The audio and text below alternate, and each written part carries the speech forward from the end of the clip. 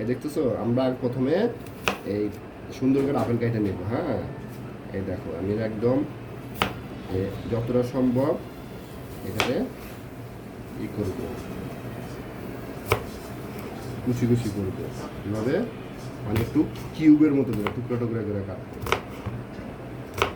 ঠিক আছে, এই এখানে টুকরা টুকরা করে কাটবো আমরা।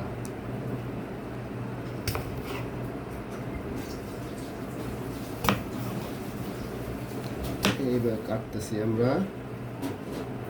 আজকে আমরা বানাবো হচ্ছে টক দই দিয়ে স্পেশাল ফ্রুট সালাদ।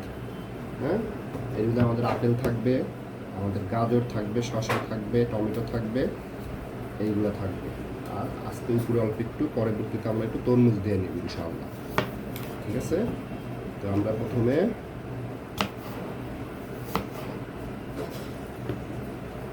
এই যে কিউব করে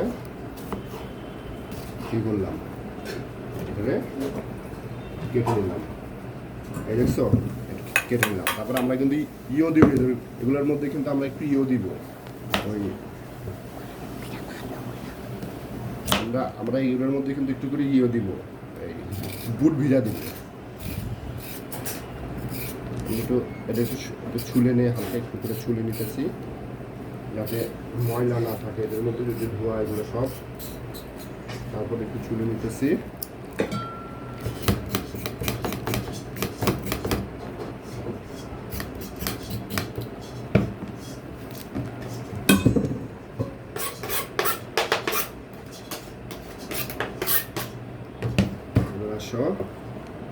আমরা এগুলো একটু 4 টুকরো করে প্রথমে নিব। তারপর এগুলোকে এক একটা করে কিউব করে বানাবো, কিউব করবে এগুলো, কিউব।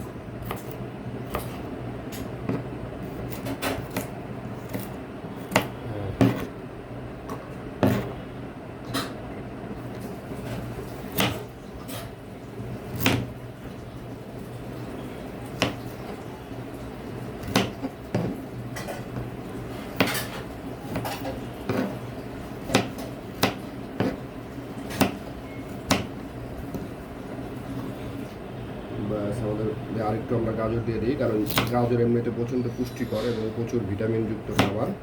যেহেতু আমরা এখন ইফতারিতে এটা করব, বা একটু যদি পুষ্টি থাকে আমাদের শরীরে অনেক ভালো হবে আর কি। এটা আমরা কিউব করে কেক কেটে নিলাম একটা।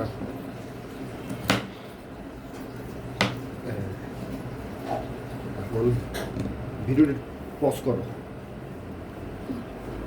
এই যে করো। এবার হচ্ছে আমরা একটা গোটা একটাই নিয়েছি, এটা কি হলো, ক্ষীরাই নিছি। আপনারা ক্ষীরাও নিতে পারেন, শশা নিতে পারেন, এইগুলো চমৎকারভাবে। তবে আমরা এটা অবশ্যই খোসা সহ নিতেছি, কারণ আপনারা জানেন যে খোসার মধ্যে প্রচুর পরিমাণের ভিটামিন থাকে। তো এটা আমরা খোসা সহ নিচ্ছি। এভাবে করলাম। এখন আমরা এগুলোকেও কিউব করব।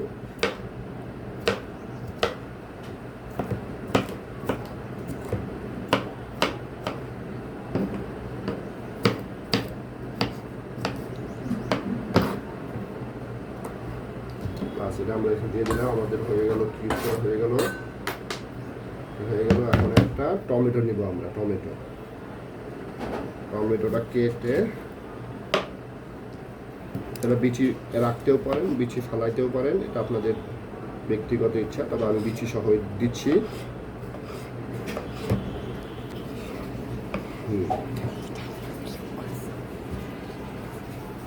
তারপরে হচ্ছে আরেকটু কাটতেছি আমরা, কারণ টমেটো চমৎকার একটা সালাদ।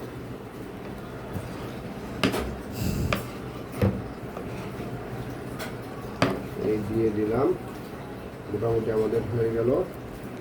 এখন হচ্ছে এটার মধ্যে আমরা একটু যে পুদিনার পাতা দিয়ে দিতেছি। আর সেগুলোতে চপ করে নেই, একটু হালকা একটু কেটে নেই, একটু হালকা একটু জাস্ট কেটে নেই। দিয়ে দিলাম আমাদের পুদিনার পাতা, ধনে পাতা। এই হয়ে গেল। তারপর আছে হচ্ছে এখন এখানে আমরা দিব হচ্ছে, এবার আবার পজ করো, আবার করছো? এই আমরা একটু বুট দিয়ে দিতেছি, বুট এখানে একটু বুট দিয়ে দিতেছি, এখানে আমাদের একটু সেদ্ধ করা বুট ছিল, বুট দিতেছি। এখন সবচাইতে আকর্ষণীয় যেটা আমরা দিব,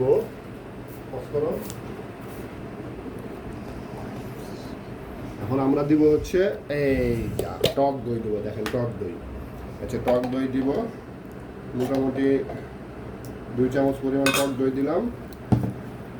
এরপর আমরা একটু দিব লেবু দেব, এই যে একটু লেবু দিয়ে দিলাম,